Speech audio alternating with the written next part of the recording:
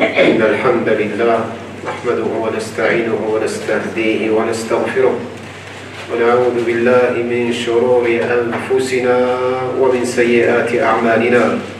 من يهده الله فلا مضل له ومن يضلل فلا هادي له، وأشهد أن لا إله إلا الله وحده لا شريك له، وأشهد أن سيدنا وحبيبنا وقائد دربنا ومعلمنا محمدا عبد الله ورسوله وصفيه من خلقه وحبيبه، بلغ الرسالة وأدى الأمانة ونصح الأمة وكشف الله به الغمة، وجاهد في الله حق جهاده حتى أتاه اليقين، وتركنا على المحجة البيضاء ليلها كنهارها لا يزيغ عنها إلا هالك.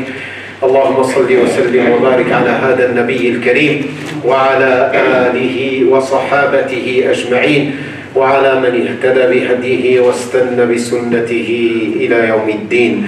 يا أيها الذين آمنوا اتقوا الله وقولوا قولا سديدا يصلح لكم أعمالكم ويغفر لكم ذنوبكم، ومن يطع الله ورسوله فقد فاز فوزا عظيما. اللهم اجعلنا من عبادك الفائزين. أما بعد، فإن أصدق الحديث كتاب الله، وخير الهدي هدي سيدنا محمد صلى الله عليه وآله وسلم، وشر الأمور محدثاتها، وكل محدثة بدعة، وكل بدعة ضلالة، وكل ضلالة في النار. أعاذني الله وإياكم من الوقوع في ذلك. معاشر المسلمين والمسلمات، ها نحن في هذا الظرف الزمن المبارك قد دخلت علينا العشر الأوائل من ذي الحجة، وكان السلف الصالح رضوان الله تبارك وتعالى عليهم يعظمون 13 العشر الأواخر من شهر رمضان، والعشر الأوائل من شهر ذي الحجة، والعشر الأوائل من شهر الله الحرام محرم، لما في هذه العشر الثلاث مزيد فضل وعظيم اختصاص. Mes frères et sœurs en islam, nous vivons actuellement une période importante en termes d'événements historiques qui nous replongent dans le passé, mais également en termes de spiritualité. Nous venons de rentrer dans les 10 premiers jours du mois de Dhul Hijjah.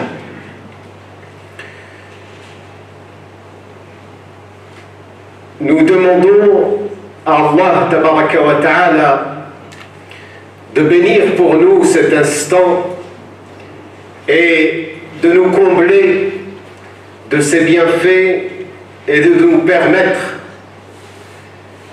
d'évoluer et de nous épanouir spirituellement. Cette période des 10 premiers jours du mois de Dhul Hijjah était particulièrement prise en haute estime par nos pieux prédécesseurs. Et d'ailleurs, à cette occasion, il y avait 3 décades qu'ils respectaient énormément, auxquelles ils accordaient beaucoup d'importance. La première des décades est celle des 10 dernières nuits du mois du Ramadan. La deuxième, ce sont les 10 premiers jours du mois de Dhul Hijjah.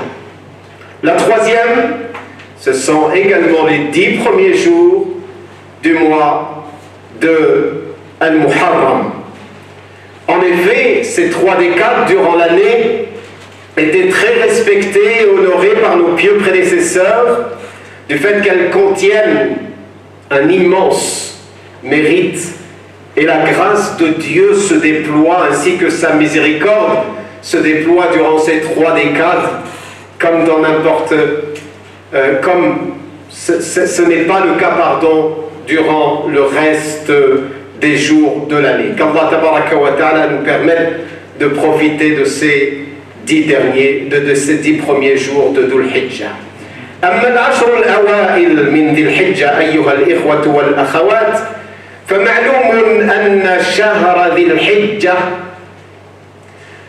هو الشهر الأخير من السنة الهجرية، وهو كذلك من الأشهر الحرم، وهو كذلك شهر الحج أو من أشهر الحج.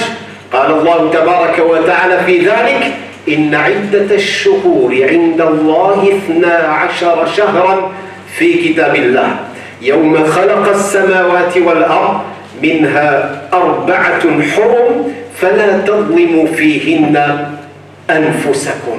وقال في شأن الحج: الحج أشهر معلومات، أشهر معلومات، ومن هذه الأشهر كما هو معلوم شهر ذي الحجة.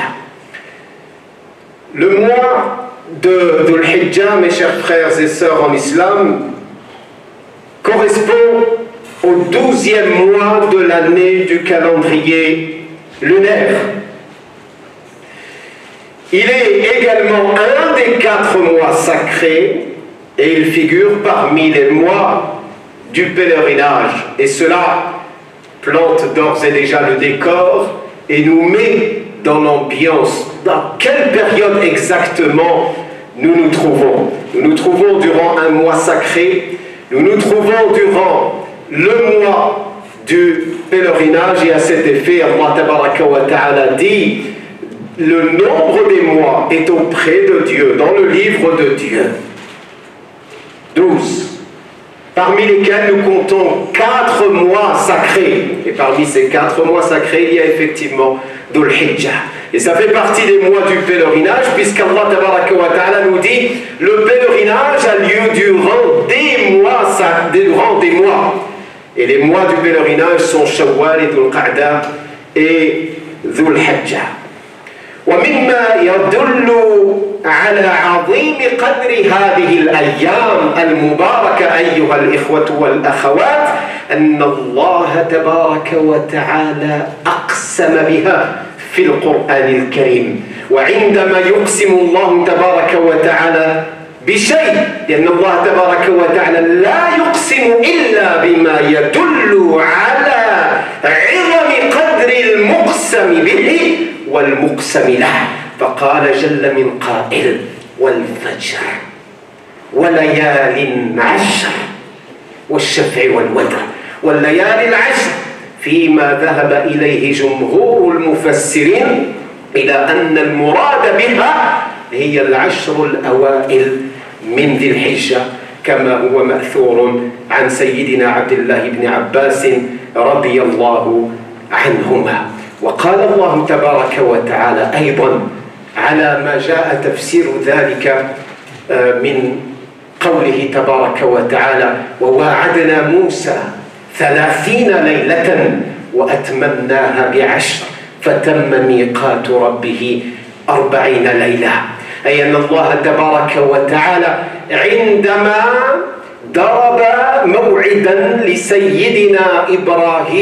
لسيدنا موسى عليه الصلاة والسلام، كان ذلك الموعد سيستغرق 30 ليلة، كان في شهر ذي القعدة، وأتمه الله تبارك وتعالى ب10 ليال وهي العشر الأوائل من ذي الحجة، فتم ميقات ربه 40 ليلة كما قال بعض المفسرين.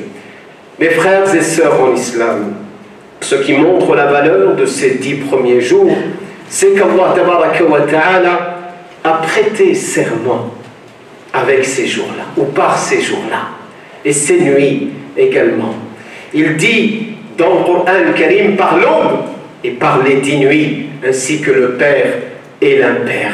Et comme vous le savez, mes chers frères et sœurs en islam, lorsqu'Allah tabaraka wa ta'ala prête serment, eh bien c'est qu'il attire notre attention par la chose ou à la chose à laquelle ou par laquelle il prête serment et pour laquelle il prête serment.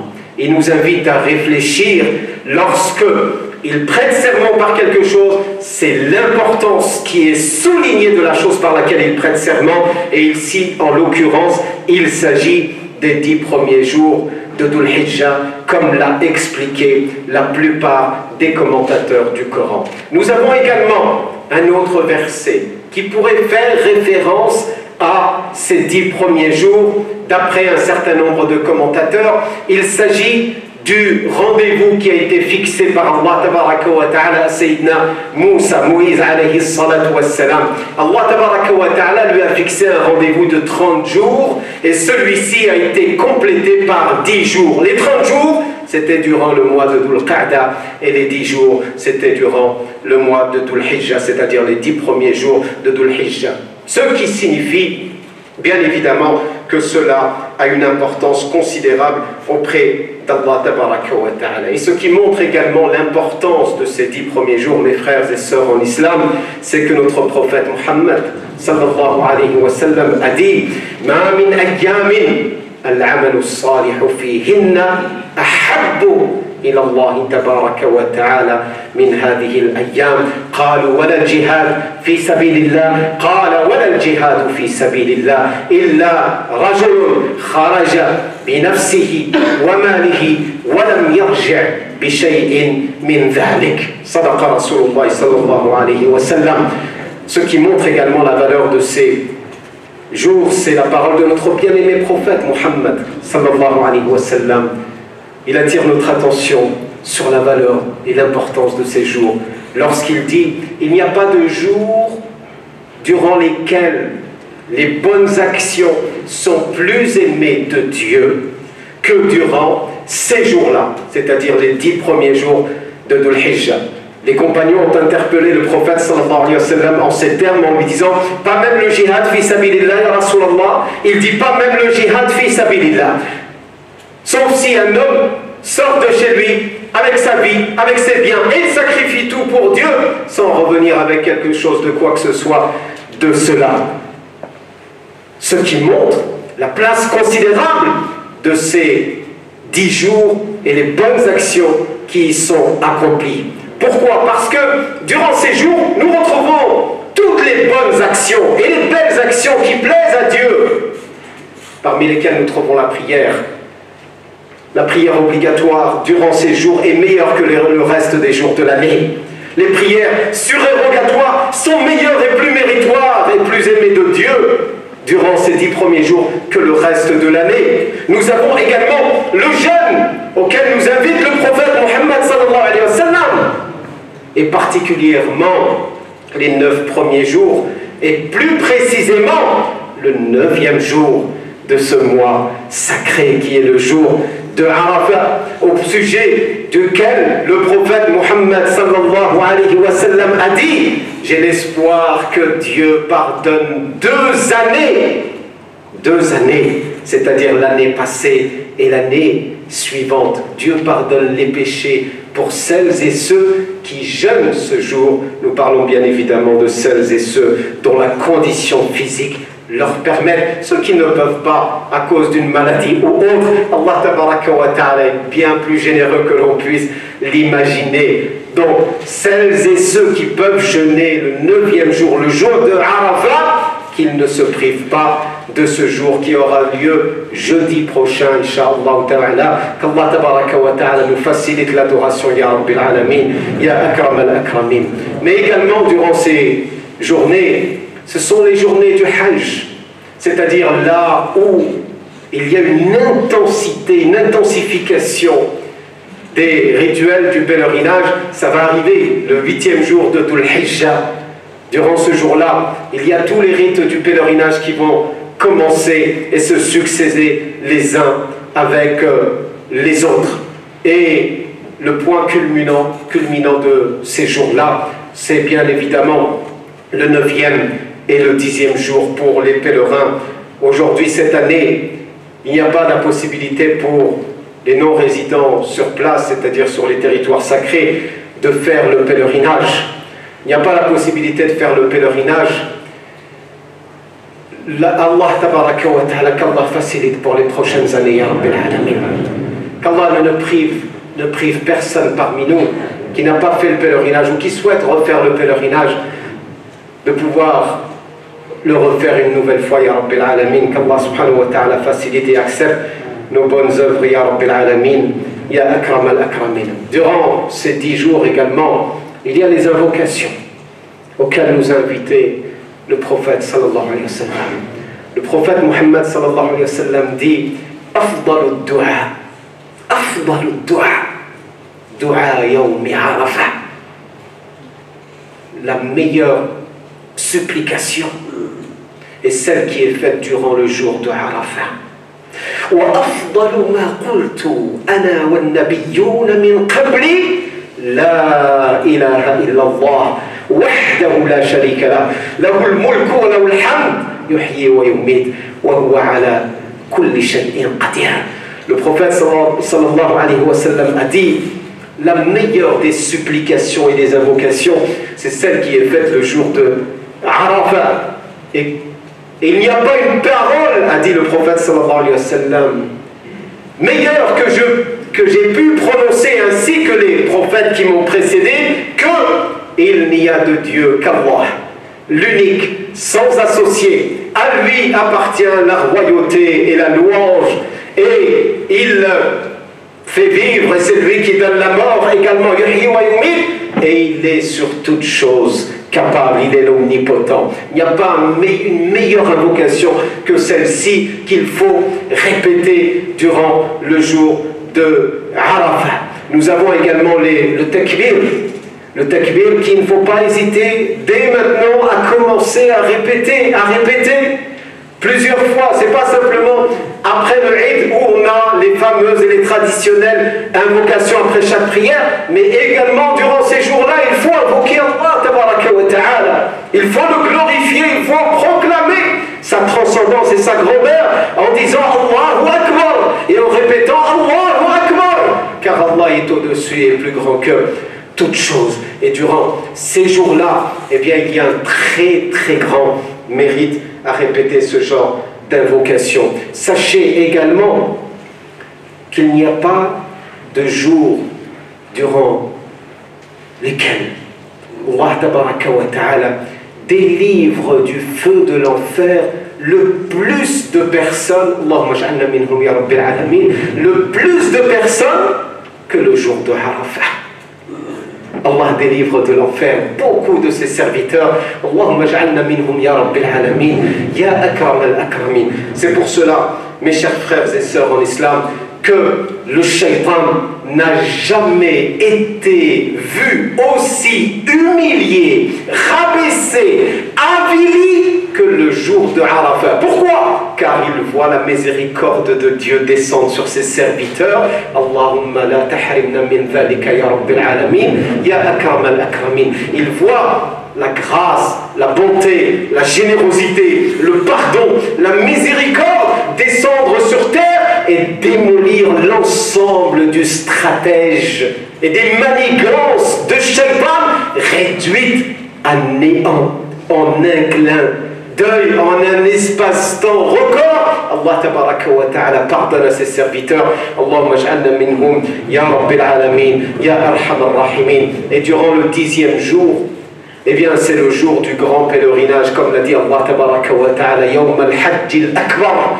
Yawm al-Hajj al-Akbar, c'est le 10e jour de Dhul Hijjah, car ce jour-là, il contient les plus grands rites du pèlerinage. Il y a effectivement la lapidation de la grande stèle, il y a effectivement le sacrifice, il y a le fait de se raser ou de se couper les cheveux, il y a le tawaf al-ifada, ensuite le sa'i entre Safa et Marwa pour ceux qui ne l'ont pas déjà fait, et ensuite nous revenons à Mina, les pèlerins reviennent à Mina. C'est cette intensification des rites du pèlerinage en ce jour-là, c'est pour ça qu'il est appelé Yawmul Hajj al-Akbar. Et bien évidemment, durant ce jour, pour les non-pèlerins, il y a le sacrifice, comme a dit le prophète Muhammad sallallahu alayhi wa sallam, Inna min a'zami al-ayyami 'inda Allah, inna min a'zami al-ayyami 'inda Allah, yawmul nahri wa yawmul qarri, yawmul nahri fa ma'lum, wa yawmul qarri huwa alladhi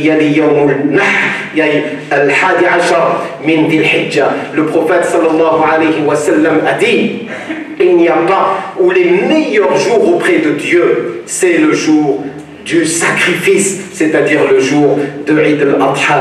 Qu'Allah tabaraka wa ta'ala ne nous prive pas de sa miséricorde durant ces instants et durant cette première décade de Dhul Hijjah, qui nous permettent de nous élever, de nous réveiller, de nous épanouir spirituellement et de figurer dans la liste des serviteurs qui sont bien aimés auprès d'Allah. Allahumma taqabbal minna ya Rabbil alamin, Allahumma ballighna ya Rabbil alamin yawma Arafah wa la tahrimna min fadlika fihi ya Rabbil alamin. واجعلنا ممن صامه إيمانا واحتسابا وتقبل منا أجمعين. وأقول قولي هذا واستغفر الله لي ولكم فاستغفروا إنه هو الغفور الرحيم.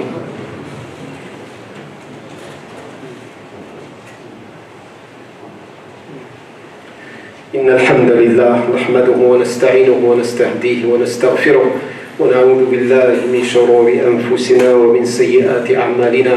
من يهده الله فلا مضل له ومن يضلل فلا هادي له وأشهد أن لا إله إلا الله وحده لا شريك له وأشهد أن محمدا عبده ورسوله. اللهم صل وسلم وبارك عليه وعلى آله وصحابته أجمعين. أما بعد إخوة الإيمان، أوصيكم ونفسي بتقوى الله تبارك وتعالى، فإن الله يحب المتقين. اللهم اجعلنا منهم يا رب العالمين يا أكرم الأكرمين. Mes frères, mes sœurs, je vous recommande ainsi qu'à ma propre personne de redoubler de piété, car Allah tabaraka wa ta'ala aime ceux qui redoublent de piété. J'ai la tristesse de vous informer que nous avons perdu durant cette semaine Madame Al-Alawi, c'est la maman d'un de nos frères de cette mosquée, frère Atman, qui a perdu sa maman. Allahumma arhamha ya Rabbil alamin, qu'Allah lui fasse une immense miséricorde durant ces jours-là ya Rabbil alamin, qu'Allah donne la patience et le courage à notre frère Atman et sa famille de surmonter cette douloureuse épreuve, et qu'Allah tabaraka wa ta'ala accueille la maman ainsi que l'ensemble de nos défunts dans son infinie miséricorde. Amin ya Rabbil alamin. Je vous demande également de vous joindre à moi pour faire des du'as en faveur d'une de nos sœurs qui s'appelle Kulla, qui a probablement une insuffisance rénale. Qu'Allah tabaraka wa ta'ala allège ses souffrances et lui donne la guérison. Et nous avons également une de nos sœurs qui s'appelle Nawal, qui a fait une fausse couche. نسأل الله تبارك وتعالى أن يعوضها خيرا وأن يقويها وأن يشفيها ويعافيها يا رب العالمين.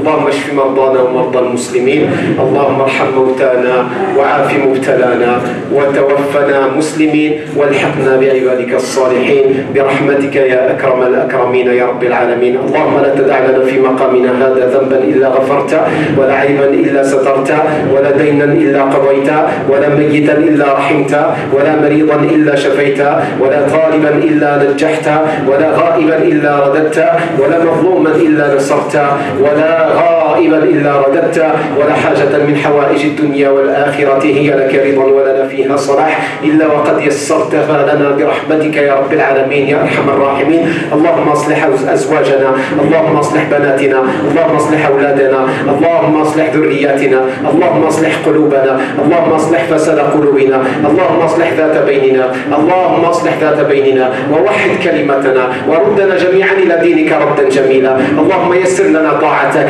اللهم يسر لنا عبادتك، اللهم عنا على ذكرك وشكرك وحسن عبادتك، واجعلنا من عبادك الصادقين، واجعلنا من عبادك الصالحين، واجعلنا اللهم ممن غفرت لهم جميع ذنوبهم يا رب العالمين يا أكرم الأكرمين يا أرحم الراحمين. هذا وصلوا وسلموا وباركوا على سيدنا ونبينا وحبيبنا محمد. اللهم صل وسلم وبارك عليه وعلى آله وصحبه أجمعين. سبحان ربك رب العزة عما يصفون وسلام على المرسلين والحمد لله رب العالمين.